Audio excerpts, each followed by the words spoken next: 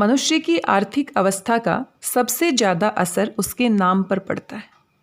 जैसे ही उसके पास पैसे आते हैं, उसकी आर्थिक स्थिति मजबूत हो जाती है, उसके नाम को सम्मान के साथ लिया जाता है। लेकिन दूसरी तरफ अगर वह गरीब है, उसके पास पैसे नहीं है, उसकी आर्थिक हालत खस्ता है, तो उसका कोई सम्मान नहीं करता, उसके नाम का भी कोई महत्व नहीं होता। आज की हमारी कहानी है बलिदान। प्रेमचंद जी की सुप्रसिद्ध कहानी बलिदान। इसके मुख्य पात्र हैं एक किसान जिसका नाम है हरखू। किसान अगर बीमार भी होता है तो दवा नहीं खाता है, उसको लगता है कि बिना दवा के ही वो ठीक हो जाएगा। दिन रात वो जमींदार के खेतों में मेहनत करता है, पसीना बहाता है और इस प्रकार अपने शरीर की अनदेखी करते करते दिन रात जी तोड़ मेहनत करते करते उसकी मृत्यु हो जाती है। हरखू का पुत्र गिरधारी है और पैतृक संपत्ति के तौर पर उसे कुछ भी नहीं मिलता है। वो चाहकर भी अपने खेतों को जमींदार से नहीं छुड़ा पाता है। हम सभी जानते हैं प्रेमचंद जी ने किसान जीवन के बारे में, ग्रामीण जीवन के बारे में कितना सुंदर और यथार्थवादी चित्रण अपने पाठकों के सामने प्रस्तुत किया है। आइए पढ़ते हैं इस कहानी को भी, और इस कहानी में किस तरह के बलिदान की बात की गई है वो जानते हैं। नमस्कार दोस्तों, मेरी भाषा हिंदी भाषा परिवार में आप सभी का स्वागत है। चलिए आप भी बने रहिए मेरे साथ इस कहानी के वाचन के दौरान। कहानी बलिदान। कहानी की शुरुआत इन पंक्तियों के साथ होती है। मनुष्य की आर्थिक अवस्था का सबसे ज़्यादा असर उसके नाम पर पड़ता है। मोजे बेला के मंगरू ठाकुर जब से कांस्टेबल हो गए हैं, उनका नाम मंगल सिंह हो गया है। पहले लोग उसे मंगरू बुलाते थे, उसके नाम का कोई महत्व नहीं था, लेकिन जब वो कांस्टेबल बन जाते हैं तो उनके नाम के साथ मंगल सिंह जुड़ जाता है। अब उन्हें कोई मंगरू कहने का साहस नहीं कर सकता। कल्लू अहीर ने जब से हल्के के थानेदार साहब से मित्रता कर ली है और गांव का मुखिया हो गया है, उसका नाम काली का दिन हो गया है। अब से कोई कल्लू कहे तो आंखें लाल पीली करता है। इसी प्रकार हरकचंद्र कुर्मी अब हरखू हो गया है। आज से 20 साल पहले उसके यहाँ शक्कर बनती थी, कई हल की खेती होती थी और कारोबार खूब फैला हुआ था। लेकिन विदेशी शक्कर की आमद ने उसे मटियामेट कर दिया। धीरे धीरे कारखाना टूट गया, जमीन टूट गई, गाहक टूट गए और वह भी टूट गया। 70 वर्ष का बूढ़ा जो एक तकिएदार माचे पर बैठा हुआ नारियल पिया करता था, अब सिर पर टोकरी लिए खाद फेंकने जाता है। तो यहाँ पर हम देख सकते हैं कि हरकचंद्र कितनी अच्छी हालत में था, लेकिन किसी कारणवश जब उसका पूरा का पूरा कारोबार ठप हो जाता है तो लोग उसे अब हरकचंद्र नहीं कहते बल्कि हरखू कहकर पुकारते हैं, क्योंकि आर्थिक स्थिति का हमारे मान सम्मान में बहुत महत्व होता है। हमारा मान सम्मान अगर सीधे सीधे पैसों के साथ जोड़कर देखा जाए तो गलत नहीं होगा।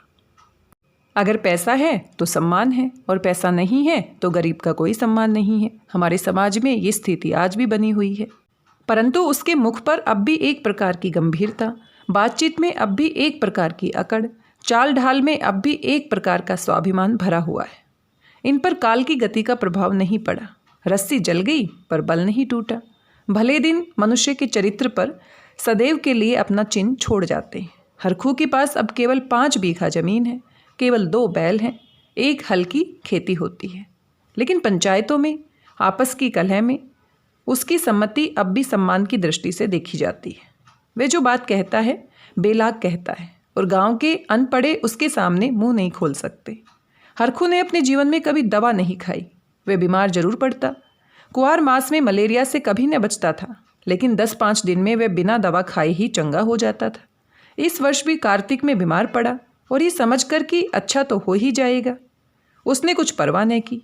परंतु अब की बार ज्वर चढ़ा तो उसके मौत का परवान लेकर चढ़ा था। 1 सप्ताह बीता, दूसरा सप्ताह बीता, पूरा महीना बीत गया, पर हरखू चारपाई से न उठा।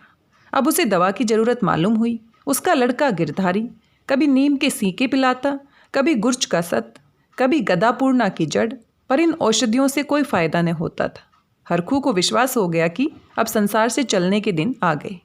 एक दिन मंगल सिंह उसे देखने गए। बेचारा टूटी खाट पर पड़ा राम राम जप रहा था।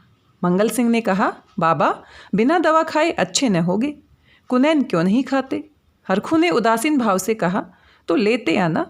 दूसरे दिन कालिका दिन ने आकर कहा, बाबा 2-4 दिन कोई दवा लो, अब तुम्हारी जवानी की दे थोड़े ही है कि बिना दवा दर्पण के अच्छे हो जाओगे।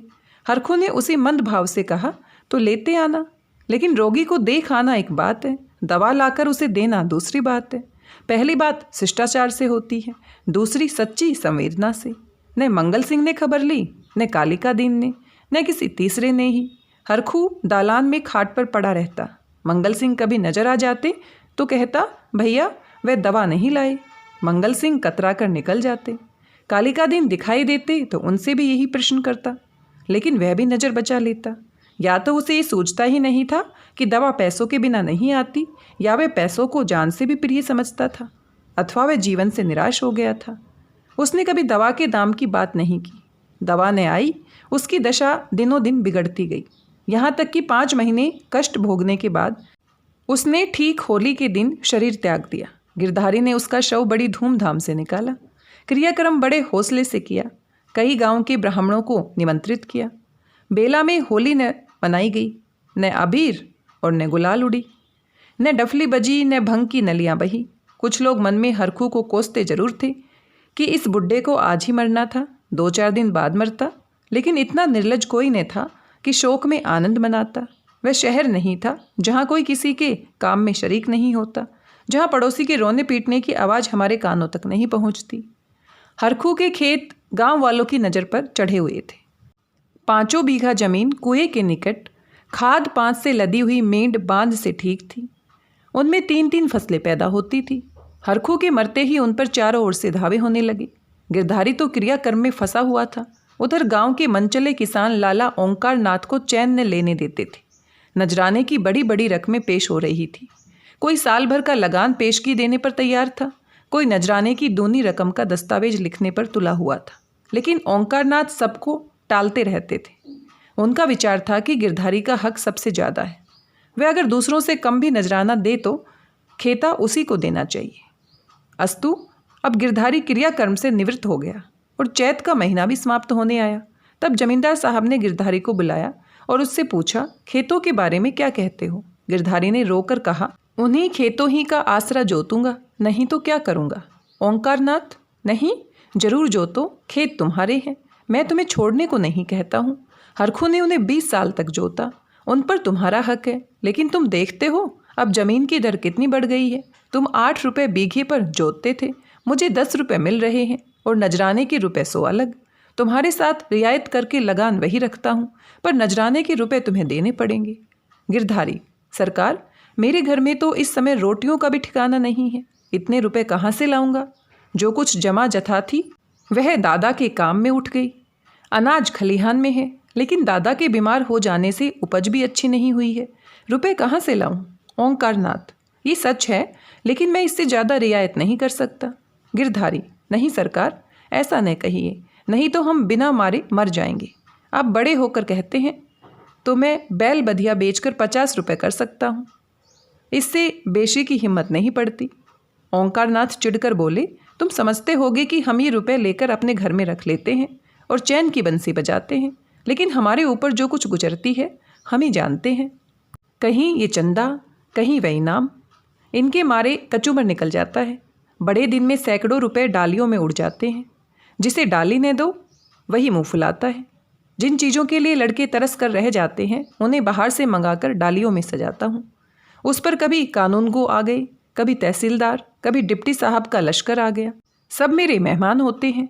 अगर न करूँ तो नक्कू बनूँ और सबकी आंखों में कांटा बन जाऊँ। साल में 1000-1200 मोदी को इस रसद खुराक के मद में देने पड़ते हैं। ये सब कहाँ से आवे? बस यही जी चाहता है कि छोड़कर निकल जाऊँ, लेकिन हमें तो परमात्मा ने इसलिए बनाया है कि एक से रुपए सता कर ले और दूसरे को रो रो कर दे। यही हमारा काम है। तुम्हारे साथ इतनी रियायत कर रहा हूँ, लेकिन तुम इतनी रियायत पर भी खुश नहीं होते हो। तो हरी इच्छा, नजराने में 1 पैसे की भी रियायत न होगी। अगर 1 हफ्ते के अंदर रुपए दाखिल करोगे तो खेत जोतने पाओगे, नहीं तो नहीं, मैं कोई दूसरा प्रबंध कर लूँगा। गिरधारी उदास और निराश होकर घर आया। 100 रुपये का प्रबंध करना उसके काबू के बाहर था। सोचने लगा, अगर दोनों बैल बेच दूँ तो खेत ही लेकर क्या करूँगा? घर बेचूँ तो यहाँ लेने वाला ही कौन है? और फिर बाप दादों का नाम डूबता है। 4-5 पेड़ हैं, लेकिन उन्हें बेचकर 25 रुपये या 30 रुपये से अधिक न मिलेंगे। उधार लूँ तो देता कौन है? अभी बनिए के 50 रुपये सिर पर चढ़े हैं, वह 1 पैसा भी न देगा। घर में गहने भी तो नहीं है, नहीं उन्हें ही बेचता। ले देकर एक हंसली बनवाई थी, वह भी बनिए के घर पड़ी हुई है। साल भर हो गया, छुड़ाने की नौबत न आई। गिरधारी और उसकी स्त्री सुभागी दोनों ही इसी चिंता में पड़े रहते, लेकिन कोई उपाय न सूझता था। गिरधारी को खाना पीना अच्छा न लगता, रात को नींद न आती। खेतों के निकलने का ध्यान आते ही उसके हृदय में हूक सी उठने लगती। हाय, वह भूमि जिसे हमने वर्षों जोता, जिसे खाद से पाटा, जिसमें मेंढे रखी, जिसकी मेंढे बनाई, उसका मजा अब दूसरा उठाएगा। ये खेत गिरधारी के जीवन के अंश हो गए थे। उनकी एक एक अंगुल भूमि उसके रक्त से रंगी हुई थी।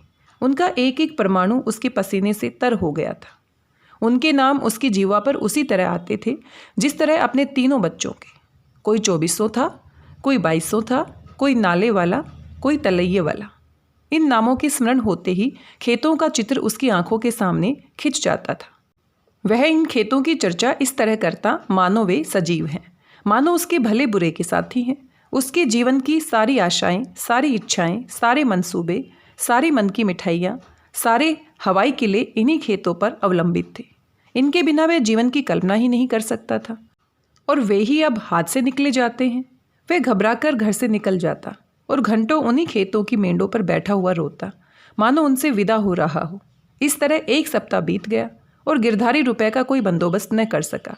8वें दिन उसे मालूम हुआ कि कालिका दीन ने 100 बीघे रुपए नजराने देकर 10 रुपये बीघे खेत ले लिए। गिरधारी ने एक ठंडी सांस ली। एक क्षण बाद वह अपने दादा का नाम लेकर बिलख बिलख कर रोने लगा। उस दिन घर में चूल्हा नहीं जला। ऐसा मालूम होता था कि मानो हरखू आज ही मरा। तो यहाँ पर हम देख सकते हैं एक किसान के लिए उसके खेत कितने महत्वपूर्ण होते हैं। वो खेतों को सिर्फ खेत नहीं समझता है, खेत उसके पूरे जीवन का आधार होते हैं। खेतों के सहारे ही उसकी जीवन की गाड़ी आगे बढ़ती है। और यहाँ पर कहा भी गया है कि गिरधारी को अपने खेत कोई निर्जीव वस्तु नहीं लगते थे, बल्कि वे उसको सजीव लगते थे। ऐसे लगता था जैसे 3 उनके बच्चे हैं और साथ में एक खेत भी उनके बच्चों के समान ही उसके जीवन के साथी हैं। लेकिन सुभागी यो चुपचाप बैठने वाली स्त्री न थी। वह क्रोध से भरी हुई कालिका दीन के घर गई और उसकी स्त्री को खूब लथेड़ा। कल का बानी आज का सेठ, खेत जोतने चले हैं, देखें कौन मेरे खेत में हल ले जाता है। अपना और उसका लहू एक कर दूं। पड़ोसियों ने उसका पक्ष लिया।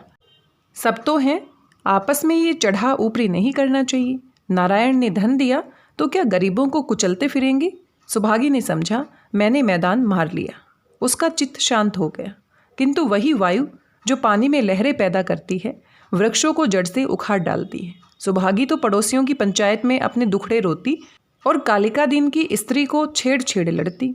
इधर गिरधारी अपने द्वार पर बैठा हुआ सोचता, अब मेरा क्या हाल होगा, अभी जीवन कैसे कटेगा, ये लड़के किसके द्वार पर जाएंगे। मजदूरी का विचार करते ही उसका हृदय व्याकुल हो जाता। इतने दिनों तक स्वाधीनता और सम्मान का सुख भोगने के बाद अधम चाकरी की शरण लेने के बदले वह मर जाना अच्छा समझता था। वह अब तक गृहस्थ था। उसकी गणना गांव के भले आदमियों में थी। उसे गांव के मामले में बोलने का अधिकार था। उसके घर में धन न था पर मान था। नाई, बढ़ई, कुम्हार, पुरोहित, भाट, चौकीदार, ये सब उसका मुंह ताकते थे। अब ये मर्यादा कहाँ? अब कौन उसकी बात पूछेगा, कौन उसके द्वार पर जावेगा। अब उसे किसी के बराबर बैठने का, किसी के बीच में बोलने का हक नहीं रहा। अब उसे पेट के लिए दूसरों की गुलामी करनी पड़ेगी। अब पहर रात रहे कौन बैलों को नांद में लगवाएगा। वह दिन अब कहाँ जब गीत गा गा कर हल चलाता था। चोटी का पसीना एड़ी तक आता था, पर जरा भी थकावट न आती थी। अपने लहलहाते हुए खेतों को देखकर फूला न समाता था। खलिहान में अनाज का ढेर सामने रखे अपने को राजा समझता था। अब अनाज के टोकरे भर भर कर कौन लावेगा। अब खत्ते कहाँ, बखार कहाँ, यही सोचते सोचते गिरधारी की आंखों से आंसू की झड़ी लग जाती थी। गांव के 2-4 सज्जन जो कालिका दीन से जलते थे, कभी कभी गिरधारी को तसल्ली देने आया करते थे, पर वह उनसे भी खुलकर न बोलता। उसे मालूम होता था कि मैं सबकी नज़र में गिर गया हूँ। अगर कोई समझाता कि तुमने क्रियाकर्म में व्यर्थ इतने रुपए उड़ा दी तो उसे बहुत दुख होता। वह अपने उस काम पर जरा भी न पछताता। मेरे भाग्य में जो लिखा है वह होगा, पर दादा के ऋण से तो ऋण हो गया। उन्होंने अपनी जिंदगी में 4 बार खिलाकर खाया, क्या मरने के पीछे उन्हें पिंड पाने को तरसाता। इस प्रकार 3 मास बीत गए और आषाढ़ आ पहुंचा। आकाश में घटाएं आई, पानी गिरा। किसान हल जुए ठीक करने लगे। बढ़ई हलों की मरम्मत करने लगा। गिरधारी पागल की तरह कभी घर के भीतर जाता, कभी बाहर आता, अपने हलों को निकाल निकाल कर देखता। उसकी मुठिया टूट गई है, इसकी फाल ढीली हो गई है, जुए में सैला नहीं है। ये देखते देखते वह एक क्षण अपने को भूल गया। दौड़ा हुआ बढ़ई के यहाँ गया और बोला, रज्जू मेरे हल भी बिगड़े हुए हैं, चलो बना दो। रज्जू ने उसकी ओर करुणा भाव से देखा और अपना काम करने लगा। गिरधारी को होश आ गया, नींद से चौंक पड़ा। ग्लानि से उसका सिर झुक गया, आंखें भर आई, चुपचाप घर चला आया। गांव के चारों ओर हलचल मची हुई थी। कोई सन से खोज खोजता फिरता था, कोई जमींदार के चौपाल से धान के बीज लिए आता था। कहीं सलाह होती थी किस खेत में क्या बोना चाहिए, कहीं चर्चा होती थी कि पानी बहुत बरस गया, 2-4 दिन ठहर कर बोना चाहिए। गिरधारी ये बातें सुनता और जलहीन मछली की तरह तड़पता था। एक दिन संध्या समय गिरधारी खड़ा अपने बैलों को खुजला रहा था कि मंगल सिंह आए और इधर उधर की बातें करके बोले, गोई को बांध कर कब तक खिलाओगे, निकाल क्यों नहीं देते? गिरधारी ने मालिक भाव से कहा, हाँ कोई गाहक आवे तो निकाल दूँ। मंगल सिंह, एक गाहक तो हम ही हैं, हम ही को दे दो। गिरधारी अभी कुछ उत्तर न देने पाया था कि तुलसी बनिया आया और गरज कर बोला, गिरधर तुम्हें रुपए देने हैं कि नहीं, वैसा कहो। 3 महीने में हिला हवाला करते चले आते हो, अब कौन खेती करते हो कि तुम्हारी फसल को अगोरे बैठे रहें। गिरधारी ने दीनता से कहा, साहब जैसे इतने दिनों माने हो आज और मान जाओ, कल तुम्हारी एक एक कौड़ी चुका दूंगा। मंगल और तुलसी ने इशारे से बात की और तुलसी भुनभुनाता हुआ चला गया। तब गिरधारी मंगल सिंह से बोला, तुम इन्हें ले लो तो घर के घर ही रह जाएं, कभी कभी आंख से देख तो लिया करूँगा। मंगल, मुझे अभी तो ऐसा कोई काम नहीं, लेकिन घर पर सलाह करूँगा। गिरधारी, मुझे तुलसी के रुपए देने हैं, नहीं तो खिलाने को तो भूसा है। मंगल, ये बड़ा बदमाश है, कहीं नालिश न कर दे। सरल हृदय गिरधारी धमकी में आ गया। कार्य कुशल मंगल सिंह को सस्ता सौदा करने का ये अच्छा सुअवसर मिला। 80 रुपये की जोड़ी 60 रुपये में ठीक कर ली। गिरधारी ने अब तक बैलों को न जाने किस आशा से बांध कर खिलाया था। आज आशा का वह कल्पित सूत्र भी टूट गया।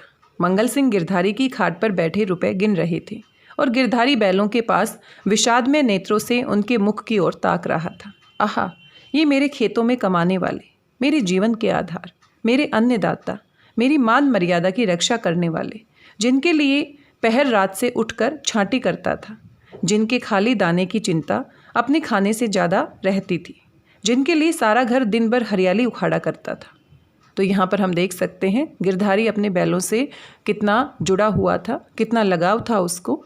और प्रेमचंद की बहुत सारी कहानियों में किसानों का, खेतों का और बैलों का जो संबंध है वो हम देख सकते हैं, क्योंकि आज का संदर्भ बिल्कुल अलग है, लेकिन जिस संदर्भ में प्रेमचंद जी रहते थे, आसपास का जो समाज था, उसमें किसान जीवन का बहुत महत्व था। और किसान की दुनिया एक छोटी सी दुनिया होती थी जो अपने बैलों से, अपने खेतों से, अपने परिवार से जुड़ी होती थी, उसको बाहरी दुनिया से कुछ लेना देना नहीं होता था। तो यहाँ पर गिरधारी को अपने बैलों से कितना लगाव है और वो उनको बेचते हुए किस तरह से दुखी हो रहा है, लेकिन उसके पास कोई चारा नहीं है। ये मेरी आशा की 2 आंखें, मेरे इरादे के 2 तारे, मेरे अच्छे दिनों के 2 चिन्ह, मेरे 2 हाथ अब मुझसे विदा हो रहे हैं। अब मंगल सिंह ने रुपए गिनकर रख दिए और बैलों को ले चले। तब गिरधारी उनके कंधों पर सिर रखकर खूब फूट फूट कर रोया। जैसे कन्या मायके से विदा होते समय माँ बाप के पैरों को नहीं छोड़ती, उसी तरह गिरधारी इन बैलों को न छोड़ता था। सुभागी भी दालान में खड़ी रो रही थी और छोटा लड़का मंगल सिंह को एक बांस की छड़ी से मार रहा था। रात को गिरधारी ने कुछ नहीं खाया, चारपाई पर पड़ा रहा। प्रातःकाल सुभागी चिलम भरकर ले गई तो वह चारपाई पर न था। उसने समझा कहीं गए होंगे, लेकिन जब 2-3 घड़ी दिन चढ़ आया और वह न लौटा तो उसने रोना धोना शुरू किया। गांव के लोग जमा हो गए, चारों ओर खोज होने लगी, पर गिरधारी का पता न चला। संध्या हो गई, अंधेरा छा रहा था।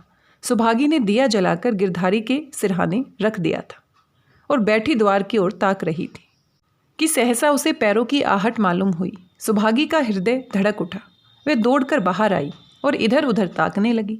उसने देखा कि गिरधारी बैलों की नाद के पास सिर झुकाए खड़ा है। सुभागी बोल उठी, घर आओ, वहाँ खड़े क्या कर रहे हो? आज सारे दिन कहाँ रहे? ये कहते हुए वह गिरधारी की ओर चली। गिरधारी ने कुछ उत्तर न दिया। वह पीछे हटने लगा और थोड़ी दूर जाकर गायब हो गया। सुभागी चिल्लाई और मूर्छित होकर गिर पड़ी। दूसरे दिन कालिका दिन हल लेकर अपने खेत पर पहुंचे। अभी कुछ अंधेरा था। बैलों को हल में लगा रहे थे कि यकायक उन्होंने देखा कि गिरधारी खेत की मेड़ पर खड़ा है। वही मिर्जई, वही पगड़ी, वही सोटा। कालिकादीन ने कहा, अरे गिरधारी, मर्दे आदमी, तुम यहाँ खड़े हो और बेचारी सुभागी हैरान हो रही है, कहाँ से आ रहे हो? ये कहते हुए बैलों को छोड़कर गिरधारी की ओर चले। गिरधारी पीछे हटने लगा और पीछे वाले कुएं में कूद पड़ा। कालिकादीन ने चीख मारी और हल बैल वहीं छोड़कर भागा। सारे गांव में शोर मच गया और लोग नाना प्रकार की कल्पनाएं करने लगे। कालिकादीन को गिरधारी वाले खेतों में जाने की हिम्मत न पड़ी। गिरधारी को गायब हुए 6 महीने बीत चुके हैं। उसका बड़ा लड़का अब एक ईंट के भट्टे पर काम करता है और 20 रुपये महीना घर आता है। अब वह कमीज और अंग्रेजी जूता पहनता है। घर में दोनों जून तरकारी पकती है और जौ के बदले गेहूं खाया जाता है, लेकिन गांव में उसका कुछ भी आदर नहीं। वह अब मजूरा है। सुभागी अब पराए गांव में आए हुए कुत्ते की भांति दुबकती फिरती है।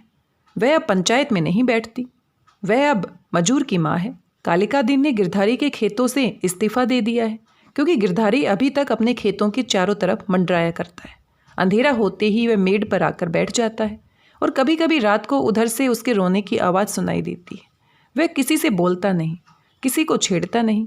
उसे केवल अपने खेतों को देखकर संतोष होता है। दिया जलने के बाद उधर का रास्ता बंद हो जाता है। लाला ओंकार नाथ बहुत चाहते हैं कि खेत उठ जाएं, लेकिन गांव के लोग अब उन खेतों का नाम लेते डरते हैं। और इन्हीं पंक्तियों के साथ कहानी यहीं पर समाप्त हो जाती है। हमने देखा गिरधारी अपने खेतों से किस तरह से जुड़ा हुआ था। उसका पूरा जीवन ही खेत थे।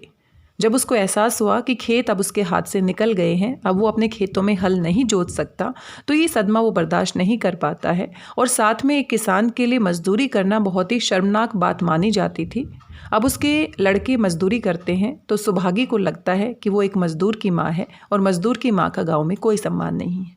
ये उस समय की बात है जब अंग्रेज़ों के हम गुलाम थे और किस तरह से जमींदारी प्रथा, जो शोषक थे, वो शोषितों का खून चूस रहे थे। आज के संदर्भ में हम इसको जोड़कर नहीं देख पाएंगे, क्योंकि आज की जो परिस्थितियां हैं पूरी तरह से विपरीत हैं। लेकिन जिन परिस्थितियों में प्रेमचंद जी ने ये कहानियाँ लिखी हैं और वहाँ का जो समाज था, वहाँ का जो ग्रामीण जीवन था, वहाँ का जो किसान जीवन था, उनको उन्होंने यथार्थवाद के धरातल पर आकर उतारा है। गोदान को हम देख सकते हैं। गोदान में किस तरह से किसान जीवन की सभी समस्याओं को उन्होंने उजागर किया है। और गोदान एक ऐसा उपन्यास है जो कोई भी व्यक्ति नहीं भूल सकता। जब जब प्रेमचंद जी का नाम आता है, गोदान उसके साथ जुड़ जाता है। यहाँ पर देश के लिए बलिदान नहीं है, बल्कि अपने खेतों के लिए बलिदान किया गया है गिरधारी के द्वारा। गिरधारी का पूरा जीवन ही उसके खेत हैं, उसके बैल हैं, और उसके बिना वो कल्पना भी नहीं कर पाता कि वो जीवित रह पाएगा। मान सम्मान खोकर उसको जीना स्वीकार नहीं होता है। और बाद में किस तरह से लेखक ने हमारे सामने मार्मिक स्थिति को दिखाया है कि उसका जो बेटा है अब मजदूरी करता है और साथ में वो अंग्रेजी कपड़े पहनता है, अंग्रेजी जूता पहनता है, क्योंकि उस समय अंग्रेज़ों का आधिपत्य भारत पर जम चुका था। और किस तरह से जो हमारी संस्कृति थी, जो हमारी सभ्यता थी, हमारे देश में बने हुए कपड़ों का कोई सम्मान नहीं होता था और विलायती वस्तुओं का, विलायती कपड़ों का चलन बढ़ गया था। लोगों के पास कोई साधन भी नहीं था। बाद में आज़ादी की लड़ाई में हम देखते हैं कि किस तरह से विदेशी माल का बहिष्कार किया गया और किस तरह से पूरी आज़ादी की लड़ाई के बारे में हम इतिहास में पढ़ते हैं। हम जानते हैं कि किस प्रकार से संघर्ष करके, कितने बलिदानों के माध्यम से हमें ये आज़ादी मिली है। तो आज की इस कहानी में बस इतना ही। आपको ये कहानी कैसी लगी, आपके अपने क्या विचार हैं, हमारे साथ अवश्य साझा कीजिए। मिलते हैं किसी नई कहानी के साथ। तब तक स्वस्थ रहिए, व्यस्त रहिए, मस्त रहिए और खुश होकर कुछ ना कुछ सकारात्मक, कुछ ना कुछ अच्छा पढ़ते रहिए। धन्यवाद, बहुत बहुत धन्यवाद।